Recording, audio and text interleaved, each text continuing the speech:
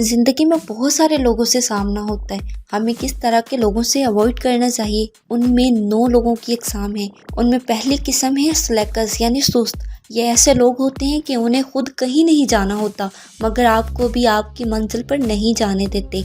Number 2, the latch. ये वो लोग होते हैं जो आपकी तवानाई चूसते हैं, एनर्जी चूसते हैं, आपकी पोटेंशियल और आपकी ताकत आपसे छीन लेते हैं। Number 3, the manipulators. ये वो लोग होते हैं जो आपको अपने फ़ायदे के लिए इस्तेमाल करते हैं। They treat and behave you like a friend, मगर हकीकत में वो दोस्त होते नहीं हैं, बस आपकी कमज़ोरियाँ इकट्ठी करते हैं। Number 4, the envious. ये ऐसे लोग होते हैं जिनमें हसद कूट कूट के भरा होता है, हर किसी से दुश्मनियाँ मोल लेते हैं। Number 5, the victims. ये ऐसे लोग हैं जो हर बात का दूसरों को इल्ज़ाम देते हैं। Number 6, the narcissist. ये वो लोग होते हैं जिनमें खुद पसंदी बहुत पाई जाती है।